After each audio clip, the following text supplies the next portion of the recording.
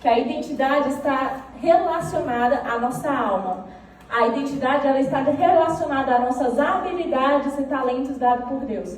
Então, ou seja, aquilo que eu tenho de único. E se você ler aquele livro da Caroline Leaf, que é Estude, Aprenda e Tenha Sucesso, você vai perceber lá que ela explica, pela neurociência, que nós temos 7 módulos do pensamento, que cada indivíduo funciona de uma forma única. Então, eu posso ter os mesmos 7 módulos, mas o percentual como isso funciona em mim é diferente, meu cérebro é diferente do dela, e assim por diante. Ou seja, eu sou única até na forma como o meu cérebro constrói o pensamento. A forma de eu aprender é tão única que ninguém vai construir um raciocínio como o meu, ninguém vai estudar e aprender como eu aprendo, e assim sucessivamente. Então, o que é a palavra identidade? A palavra identidade, quando você vai no significado no dicionário, você vai perceber que ela está relacionada a coisas únicas, aquilo que ninguém tem igual a você. DNA, digital, todo mundo sabe, né? Identidade digital.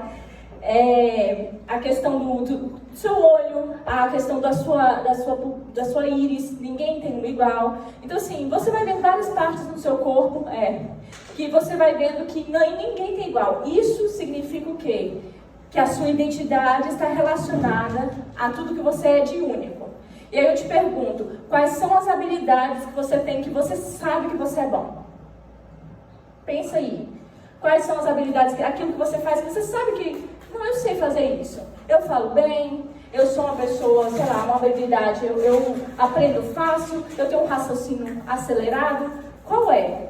Qual é a questão que você tem na sua vida que verdadeiramente é única? Você sabe que é um talento seu, que ninguém tem igual. Eu tenho um cunhado que ele tem uma facilidade imensa de aprender instrumento. Imensa, assim, sem professor, sem nada.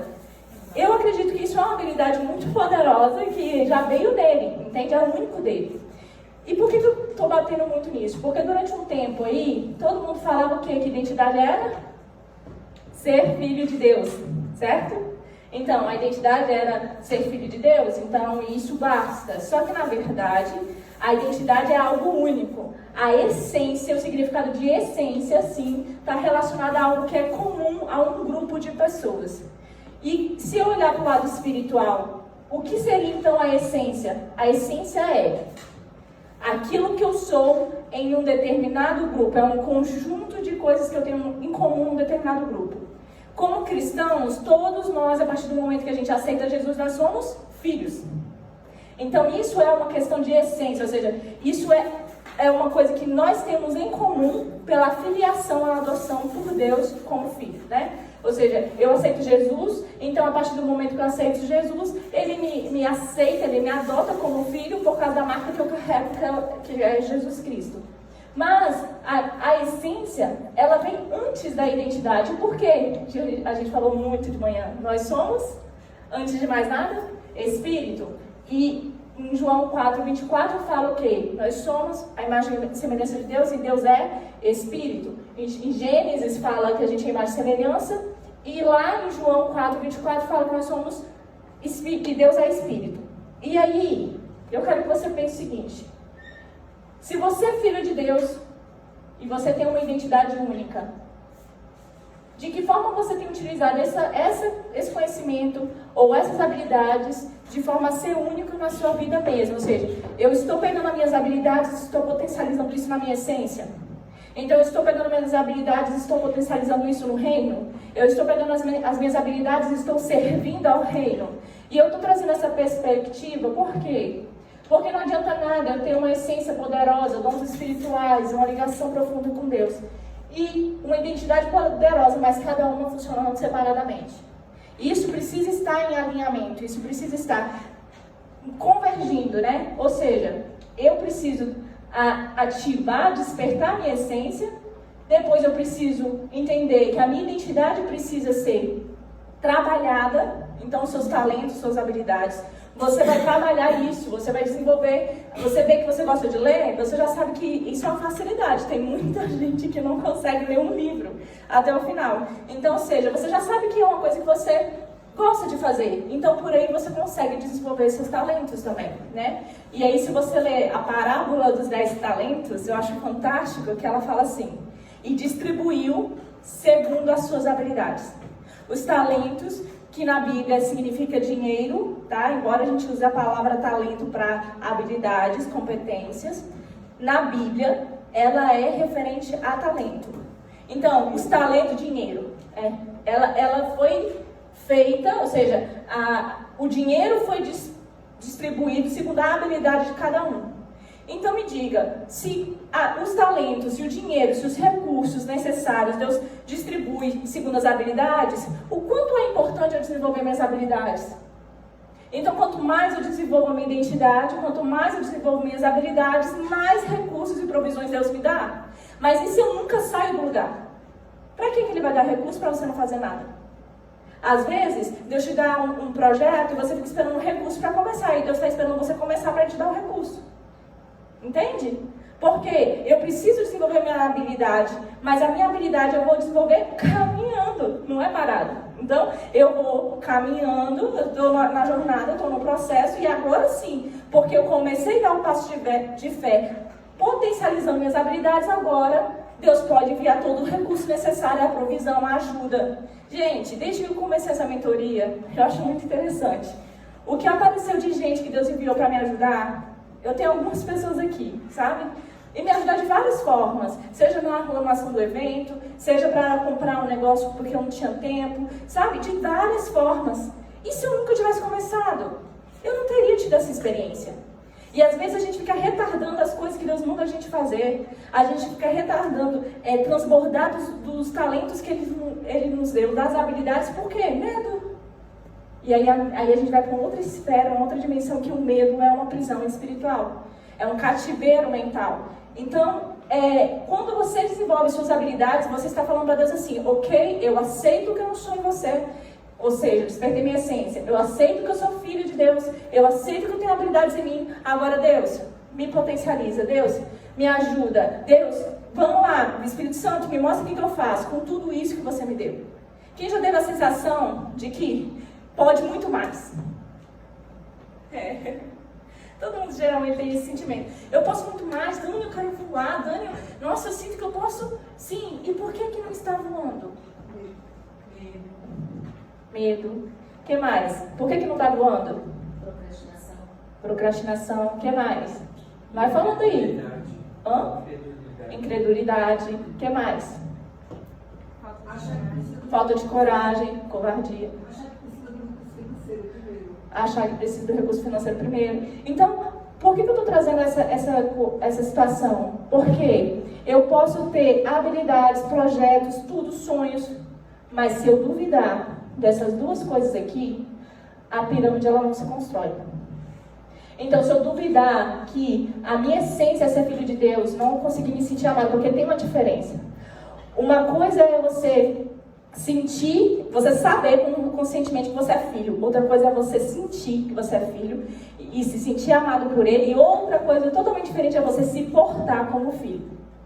Porque quando a Bíblia fala que Jesus é a nossa maior referência para sermos como Cristo, o que a Bíblia está tentando trazer para a gente é o quê? Olha só, você já tem um exemplo perfeito para seguir?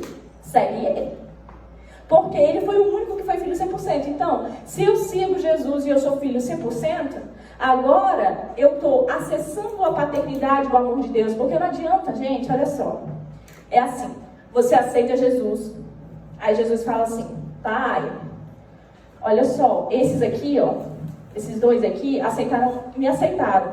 Adota eles como filho. Aí Deus fala assim, vi a marca, ok, são meus filhos. Sim, mas Deus nos vê como filho. Nós vemos Ele como pai? Só na razão? Porque eu posso olhar para Deus como pai, ou Ele pode olhar para mim como filho, ou seja, né? Ele pode olhar para mim como filho, mas eu nunca aceitá-lo como pai. Eu nunca verdadeiramente viver. E o que é aceitar Deus como pai? Viver como filho de Deus. E o que é viver como filho de Deus? Viver na frequência de Jesus. É viver buscando obedecer os princípios de Jesus. Então, é me portando como Ele. Eu te garanto, se a humanidade vivesse mais como Jesus, o mundo estaria bem diferente. Totalmente transformado. Então, se eu percebo que eu tenho um pai que governa sobre tudo na terra, e ele já me adotou, o que te impede de aceitá-lo? As travas emocionais, as travas mentais, os bloqueios. E aí você olha para Deus e você não consegue. Não, Deus, e eu acho ótimo aquelas pessoas que falam, não, Deus é maravilhoso, magnânimo, sabe, benigno. E você olha e você vê que o relacionamento é distante. Sabe, Deus está lá longe e ela está aqui. Oh, Deus. Enquanto Deus está falando assim, por favor, deixa eu ficar do seu lado. Abre a geladeira da casa e pega tudo que você quer. A gente fica falando assim, Deus, me dá isso. E ele fica assim, meu filho, já é seu, tudo é seu. Por que tu não vai lá e pega? Porque a gente não acredita e a gente não aceita a nossa filiação divina. A gente tem dificuldade de aceitar a nossa filiação divina. E o maior problema disso tudo é que quando você tem dificuldade de aceitar a sua filiação divina, isso dificulta você potencializar e enxergar a si mesmo como Deus vê. Porque tudo que você é aqui vai ser revelado por aqui. Então tudo que você é na sua identidade é revelado pelo Espírito Santo na sua essência. Entende a importância? Então, quando eu aceito que Jesus, que eu sou o filho amado de Deus, agora eu aceito a paternidade dele, eu me sinto, olha só, eu tenho um cargo de filho, mas às vezes eu tenho um cargo, rótulo de filho, mas eu não me posiciono como filho.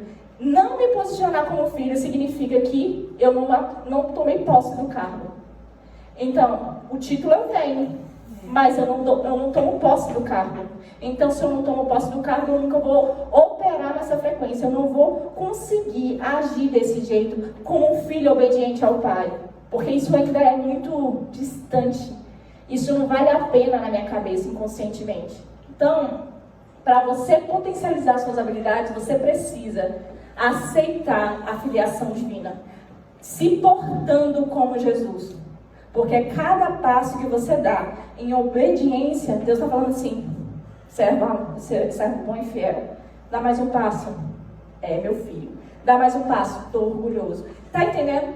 Você vai agindo no caminho e aí Deus vai falando assim, uau, ele está aceitando que eu sou o pai dele. Ele quer a minha opinião, ele aceita a minha paternidade, ele aceita ser submisso à minha vontade.